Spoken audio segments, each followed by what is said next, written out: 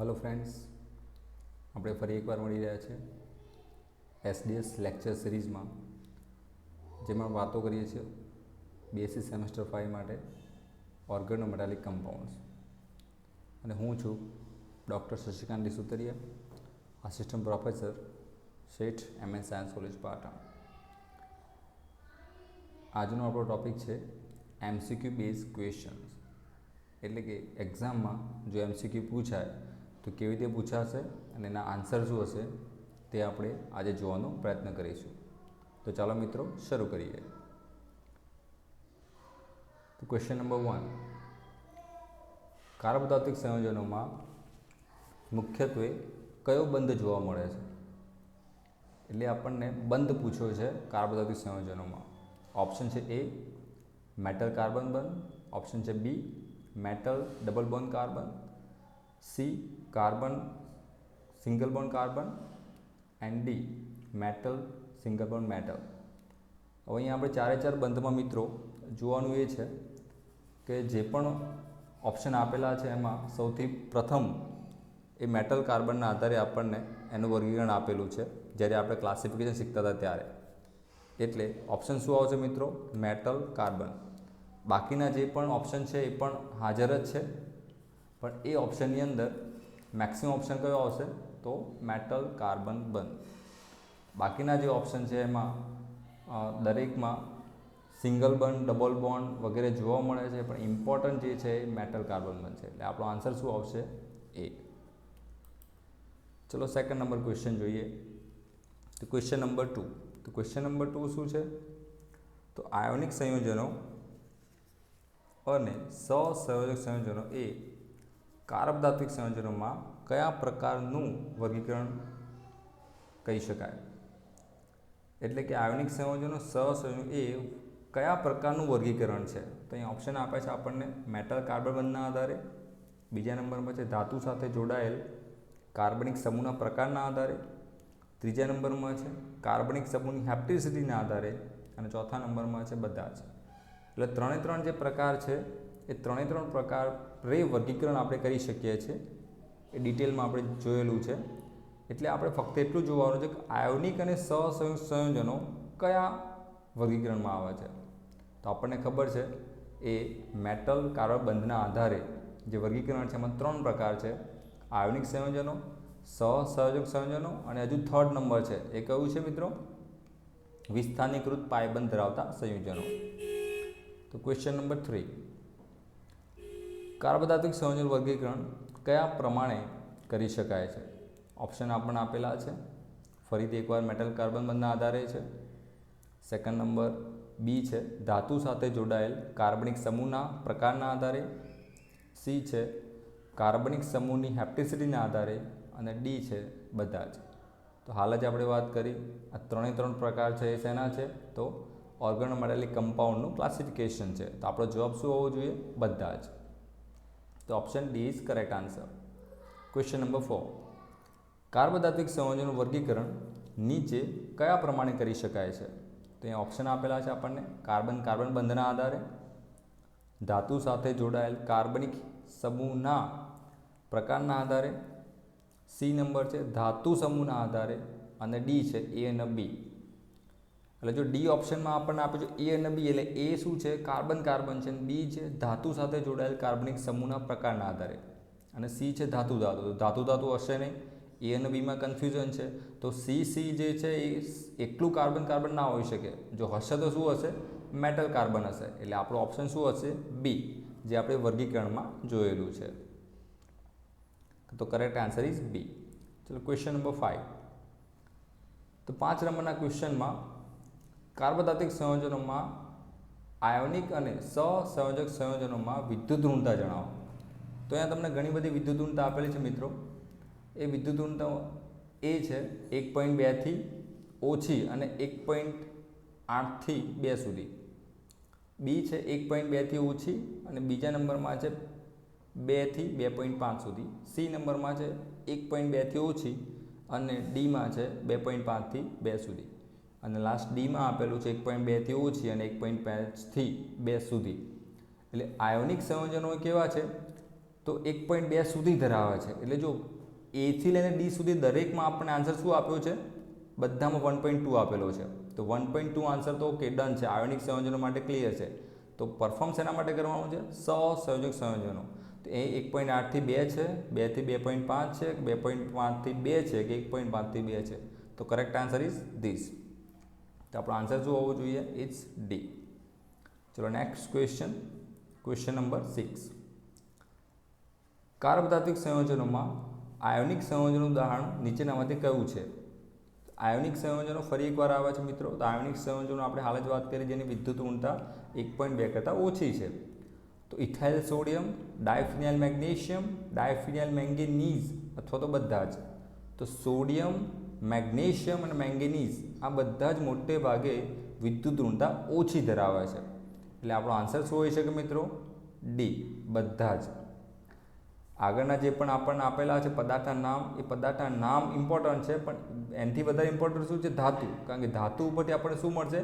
વિદ્યુત ઋણતા. અને વિદ્યુત ઋણતાના આધારે આપણે નક્કી કરી શકીએ છીએ કે આયોનિક સંયોજનોમાં આવશે કે પછી સહસંયોજક સંયોજનમાં આવશે. ઓકે, ચલો નેક્સ્ટ ક્વેશ્ચન છે 3rd number. Question number 7. Diphenyl manganese એ કાર્બોધાતુક સંયોજનોમાં કયા પ્રકારનું ઉદાહરણ કહી શકાય? તો આયોનિક સંયોજનો, સહસંયોજક સંયોજનો, સવર્ગ સહસંયોજક સંયોજનો અને બધા જ. એટલે ડાયફિનાઇલ મેગ્નેશિયમમાં મેંગેનીઝ આપણને આપેલું છે. એટલે ફરી એકવાર મિત્રો જોવાનું છે મેંગેનીઝ શેમાં આવશે? એ આપણે જો ખબર હોય તો આપણે એનો આન્સર આવડશે. યસ, કરેક્ટ આન્સર આયોનિક સંયોજનો. કંઈ હાલ જ આપણે વાત કરી કે 1.2 થી આજુબાજુ એની વિદ્યુત ઋણતા ધરાવે છે. Question number 8. ટ્રાયમિથાઇલ બોરેન એ કાર્બોધાતુક સંયોજનોમાં કયા પ્રકારનું ઉદાહરણ કહી શકાય? તો આયોનિક સંયોજનો, સહસંયોજક સંયોજનો, સવર્ગ સહસંયોજક સંયોજનો અને બધા જ. ઓપ્શન ઉપરના છે, સેમ ટુ સેમ નીચે છે, પણ ક્વેશ્ચન અલગ છે.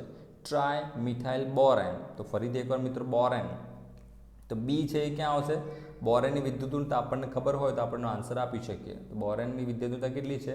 વધારે છે. તો ઓબ્વિયસલી આયોનિક સંયોજનોમાં આવશે નહીં. તો શું આવશે આન્સર? સહસંયોજક સંયોજનો.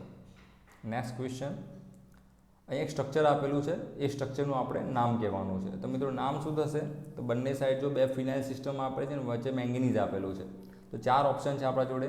ડાયફિનાઇલ મેગ્નેશિયમ કહી શકાય, ડાયફિનાઇલ મેંગેનીઝ. તો મેગ્નેશિયમ છે ને આ મેંગેનીઝ છે, આ બે ડિફરન્ટ છે મિત્રો. Magnesium diphenyl, manganese diphenyl. તો આ બેમાંથી એક આન્સર સાચો હોવો જોઈએ. તો આપણો સાચો આન્સર શું હશે? ડાયફિનાઇલ મેગ્નેશિયમ કે મેંગેનીઝ. તો આપણો આન્સર છે મેંગેનીઝ. તો આ પ્રમાણે આપણે એનો રાઈટ આન્સર ચેક કરી શકીએ છીએ. નેક્સ્ટ ક્વેશ્ચન છે, એક ઇક્વેશન આપેલું છે આપણને, એ ઇક્વેશનનું ઉદાહરણ જણાવો. એટલે ઉદાહરણના બધા સંયોજનના નામ આપેલા છે, આયોનિક, સહસંયોજક, સવર્ગ સંયોજક અને બધા જ. એટલે આપણે ક્વેશ્ચનની અંદર કઈ ધાતુ છે એને ફોકસ કરીશું તો આપણને વધારે ઇઝી પડશે. તો અહીંયા જો સોડિયમ ધાતુ છે, તો સોડિયમ ધાતુની વિદ્યુત ઋણતા કેવી છે મિત્રો? તો 1.2 કરતાં ઓછી છે. તો 1.2 કરતાં ઓછી ક્યાં આવી શકે? તો આયોનિક સંયોજનો. તો આપણો આન્સર શું હશે? આયોનિક સંયોજનો. તો આખી રિએક્શન જોવાની જરૂર છે નહીં. Next question number 11. સમતલીય ચોરસ કાર્બોધાતુક સંયોજનોમાં કયા પ્રકારનું સંકરણ ધરાવે છે? હાઇબ્રિડાઇઝેશનની વાત ચાલે છે. સમતલીય ચોરસ. તો સમતલીય ચોરસ કયા પ્રકાર હોઈ શકે? તો પ્લેટિનમ છે. તો પ્લેટિનમના કયો ઇક્વેશન આવે છે અથવા તો કયું એક્ઝામ્પલ આપણે શીખી ગયા છે? તો જૈવિક ક્ષાર. તો જૈવિક ક્ષારમાં આપણે શું ચેક કર્યું હતું? એ જો યાદ હોય તો તમને એનો આન્સર ખબર હશે. Okay, DsP2 right answer. Question number 12. ત્રિકોણીય દ્વિપિરામિડલ આકાર કાર્બોધાતુક સંયોજનોમાં કયા પ્રકારનું સંકરણ ધરાવે છે? ત્રિકોણીય દ્વિપિરામિડલ શેમાં આવે? તો ત્રિકોણ એટલે ઉપર ને નીચે બે બાજુ ફંક્શન આવશે અને વચ્ચે સેન્ટરમાં ધાતુ આવશે. તો એવું sp2 ને sp3માં તો પોસિબલ છે જ નહીં. તો મિત્રો શેમાં હશે? એ અને બીમાં કન્ફ્યુઝન છે. તો એ અને બીમાંથી તમે જો સમતલીય ચોરસમાં ઉપર આપણે હાલ જ જોઈ ગયા DsP2. તો હવે શું આવવું જોઈએ? DsP3 right answer. Question number 13. Ionic સંયોજનો નીચેનામાંથી કઈ પ્રક્રિયા આપે છે? આયોનિક સંયોજનો ઉભય ગુણધર્મી પ્રક્રિયા આપે છે, વિઘટન પ્રક્રિયા. બી નંબરમાં વિસ્થાપન છે, સી એ અને બી બંને છે અને ડી છે એક પણ નહીં. તો આપણે શીખ્યા હતા ત્યારે યાદ હશે કે ઉભય ગુણધર્મી પ્રક્રિયાઓ તો 100% આપે છે. અને એની વિસ્થાપન પ્રક્રિયાઓ પણ થઈ શકે છે. તો આપણો આન્સર શું હોવો જોઈએ? સી, એ અને બી બંને. Next question number 14. વિદ્યુતતાના આધારે આયોનિક સંયોજનો નીચેનામાંથી કઈ ધાતુ આપશે? હવે આયોનિક સંયોજન છે પહેલો કોલમ અને બીજો કોલમ. પિરિયોડિક ટેબલમાં પહેલી અને બીજી કોલમ જે છે એ બધી જ શું આપે છે? આયોનિક સંયોજનો આપે છે. તો પહેલી અને બીજી કોલમમાં તમે ધ્યાનથી જોઈ લો તો સોડિયમ છે, લિથિયમ છે, એલ્યુમિનિયમ છે, સિલિકોન છે. તો આમાંથી શું આવશે? કઈ ધાતુ આપે છે? તો સોડિયમ. લિથિયમ 3rd નંબરમાં આવે છે, એલ્યુમિનિયમ એનાથી બી આગળ આવે છે, 13 નંબરનું પરમાણુ છે. ઓકે, તો શું આવશે? સોડિયમ. Next question number 15. તો વિદ્યુતઋણતાના આધારે સહસંયોજક સંયોજનો નીચેનામાંથી કઈ ધાતુ આપે છે? એટલે અહીંયા હાલ વાત કરી હતી ક્વેશ્ચન નંબર 14માં આપણે આયોનિક સંયોજનો વિશે. અહીંયા શું વાત કરી છે? સહસંયોજક. તો ફરી એકવાર વિદ્યુતઋણતા વિચારવાની છે મિત્રો. 1.2 થી વધારે હોવી જોઈએ. તો સોડિયમ, પોટેશિયમ નહીં આવે. તો શું આવશે મિત્રો? મેગ્નેશિયમ અથવા તો સિલિકોન. એ બેમાંથી એક આન્સર હોવો જોઈએ. અને હાઈએસ્ટ શું હોઈ શકે? તો આઈ થિંક સિલિકોન. ઓકે, તો આન્સર ઇઝ સિલિકોન. કદાચ આપણને ખબર ના હોય તો ગેસ કરી શકાય. Question number 15. અહીંયા એક ઇમેજ આપેલી છે. એ ઇમેજના આધારે આપણે ક્વેશ્ચન પૂછ્યો છે કે કયું સંકરણ ધરાવે છે? DsP2, DsP3, sp3 અને sp2. હાલ જ આપણે 2 સંકરણની વાત કરી છે. તો ઉપરના જે 2 ઓપ્શન છે કયા છે? એક સમતલીય ચોરસ છે અને બીજું છે કેવું છે? ત્રિકોણીય દ્વિપિરામિડલ છે. તો નીચેના 2 ઓપ્શનમાંથી એક ઓપ્શન હોવો જોઈએ, sp3 અથવા તો sp2. અને સિલિકોન છે, 4 બાજુ 4 કાર્બન જોડાયેલા છે, એટલે 1 ટાઈપ ઓફ મિથેનનું સ્ટ્રક્ચર તમને આવડતું હશે, CH4. તો સેમ એ જ છે. સિલિકોનમાં 4 મિથાઇલ સમૂહ જોડાયેલા છે. તો શું આવશે? sp3. Okay, next question number 17. ટિટેનિયમથી નિકલ સુધી પણ Mn સિવાયના તત્વો કયા પ્રકારના કાર્બધાત્વિક સંયોજનો બનાવે છે? એ વિસ્થાનીકૃત પાયબંધ ધરાવતા સંયોજનો, બી મેટલોસિન ધરાવતા, સી એ અને બી બંને, અને ડી એક પણ નહીં. તો અહીંયા મિત્રો વિચારવાનું એ છે ટિટેનિયમથી નિકલ સુધી પણ Mn સિવાયના, એટલે કયામાં આવશે? આ તમે સેન્ટેન્સ ક્યાંક વાંચ્યું હશે, યાદ કરો મિત્રો. આપણે ફેરોસિનમાં જોઈ ગયા છે. તો ફેરોસિન એક કેવા પ્રકારનું સંયોજન છે? તો મેટલોસિન છે. એટલે એક આન્સર આપણને ખબર પડી ગઈ કે બી સાચો આન્સર છે. હવે વિસ્થાનીકૃત પાયબંધ હોય કે ના હોય? કારણ કે એ અને બી બંને પૂછ્યા છે. તો વિસ્થાનીકૃત પાયબંધમાં પણ આપણે જોઈ ગયા છે કે ફેરોસિન છે એ એક એનું એક્ઝામ્પલ છે. એટલે એનો મતલબ શું થશે? તો આપણો આન્સર શું હોવો જોઈએ? સી. Next question number 18. નીચેના સંયોજનોમાંથી વિસ્થાનીકૃત પાયબંધ ધરાવતા સંયોજનો કયા છે? હાલ જ વાત કરીએ, વિસ્થાનીકૃત પાયબંધ મીન્સ ડબલ બોન્ડ. ઓલિફિન સંયોજનોમાં ડબલ બોન્ડ હશે. સેન્ડવિચ પ્રકારના સંયોજનો છે એમાં પણ ડબલ બોન્ડ હશે. એ અને બી અને એક પણ નહીં. તો ઓલિફિન સંયોજનો ઓબ્વિયસલી એનું ઉદાહરણ છે. અને સેન્ડવિચ મીન્સ ફેરોસિન, તો એ પણ એનું ઉદાહરણ છે. તો આપણો ઓપ્શન શું હોવો જોઈએ? સી, એ અને બી બંને. Next question number 19. નીચેના સંયોજનોમાંથી કયા ઓલિફિન સંયોજનો છે? ઓલિફિન્સ એટલે ફરી એકવાર આપણને ખબર છે double bond, try methyl Warren. તો બોરોન એટલે બી છે અને આજુબાજુ 3 મિથાઇલ છે, એમાં ડબલ બોન્ડ નથી આવતો. જુયુ ક્ષાર, તો જુયુ ક્ષાર જ્યારે તમે શીખ્યા હતા ત્યારે CH2 ડબલ બોન્ડ CH2 આપણે ઇથિન સમૂહ પ્લેટિનમ સાથે એટેચ કર્યો હતો, એટલે ડબલ બોન્ડ એમાં છે. ડાય મિથાઇલ મેગ્નેશિયમ, તો જો તો મેગ્નેશિયમની બંને બાજુ મિથાઇલ સમૂહ છે, લેફ્ટ એન્ડ રાઇટ, એટલે સિંગલ બોન્ડથી જોડાયેલા છે. એટલે એક પણ નહીં, એનો તો સવાલ જ નથી. એટલે આન્સર શું હશે આપણો? બી, જુયુ ક્ષાર. Question number 20. કાર્બોધાત્વિક સંયોજનોમાં સેન્ડવિચ પ્રકારના સંયોજનો કઈ ધાતુ આપતી નથી? કઈ ધાતુ આપતી નથી? આપણે હાલ જ હમણાં જ ક્વેશ્ચનમાં વાત કરી હતી ટિટેનિયમથી નિકલ સુધીમાં. ક્વેશ્ચન નંબર 17માં ધ્યાન આપો મિત્રો અહીંયા કે Mn સિવાયના સંયોજનો, Mn સિવાયના સંયોજનો. તો શું આવશે આપણો answer? C. Okay, question number 21. કાર્બોધાત્વિક સંયોજનોમાં ફેરોસિન કયા પ્રકારના વર્ગીકરણનું ઉદાહરણ છે? ફેરોસિન એટલે કાર્બનિક સમૂહના આધારે વર્ગીકરણ કરી શકાય. આયોનિક સમૂહના આધારે કરી શકાય, સહસંયોજક સંયોજનના આધારે કરી શકાય કે પછી વિસ્થાનીકૃત પાયબંધના આધારે કરી શકાય. હાલ જ વાત કરી ડી ઓપ્શન આપણો સાચો આન્સર હોઈ શકે. It's correct answer is D, વિસ્થાનીકૃત પાયબંધ ધરાવતા સંયોજનો. Question number 22. કાર્બોદાત્વિક સંયોજનોમાં કાર્બનિક સમૂહના પ્રકારના આધારે વર્ગીકરણ કયા છે?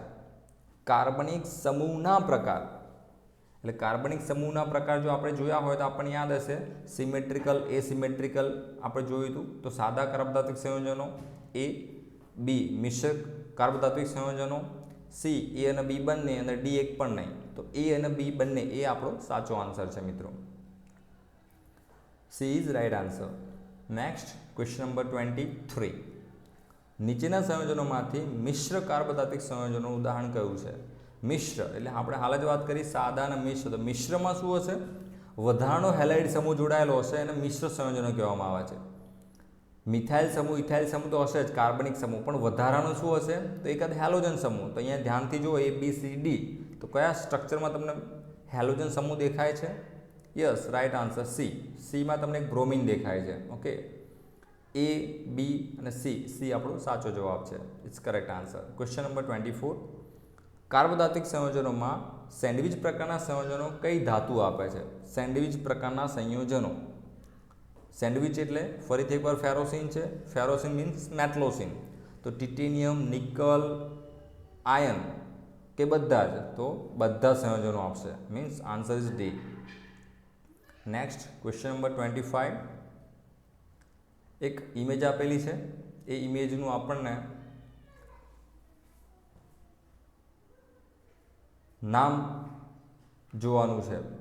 આપેલ સંયોજનો કયા પ્રકારના વર્ગીકરણનું ઉદાહરણ છે? એટલે કે એક્ઝામ્પલ આપ્યું છે ફિનાઇલ મેગ્નેશિયમ બ્રોમાઇડ, એનું નામ થશે અને એ કયા વર્ગીકરણમાં આવશે? તો કયા વર્ગીકરણમાં આપેલા છે? સંમિત સંયોજનો આપેલા છે, અસંમિત આપેલા છે, મિશ્ર આપેલા છે અને એક પણ નહીં. ઓકે, અહીંયા પ્રિન્ટિંગ મિસ્ટેક છે. સંમિત બે વાર લખાઈ ગયું છે. સંમિત, અસંમિત અને મિશ્ર અને એક પણ નહીં. તો સંમિતનો મતલબ શું? તો બંને બાજુ સરખી હોય. મેગ્નેશિયમની લેફ્ટ એન્ડ રાઈટ સરખી હોય તો સંમિત કહેવાય. અસંમિત મીન્સ એક બાજુ ફિનાઇલ એક બાજુ મિથાઇલ હોય તો અસંમિત હશે. તો સી આન્સર છે આપણો સાચો આન્સર હશે. સો કરેક્ટ આન્સર ઇઝ સી, મિશ્ર કાર્બોદાત્વિક સંયોજનો. Next question number 26. કાર્બોદાત્વિક સંયોજનોમાં સંમિત કાર્બોદાત્વિક સંયોજન ઉદાહરણ કયું છે? હાલ જ આપણે વાત કરી લેફ્ટ એન્ડ રાઈટ બંને સાઈડ સરખા હોય એ. તો ધ્યાનથી તમે જુઓ મેગ્નેશિયમની લેફ્ટ રાઈટ C2H5 છે, રાઈટ સાઈડ C4H4 છે. એમાં બીમાં જુઓ Feની left side C5H5, right C5H5 છે. સીમાં મેગ્નેશિયમની લેફ્ટ સાઈડ C6H5 અને રાઈટ સાઈડ Br છે. અને ડીમાં મેંગેનીઝની લેફ્ટ સાઈડ C6H5 અને રાઈટ Ca3 છે. એટલે આપણું રાઈટ આન્સર શું હશે મિત્રો? FeC5H5 અને આ શું છે? ફેરોસિન છે. આપણું રાઈટ આન્સર શું હશે મિત્રો? ઇટ્સ બી.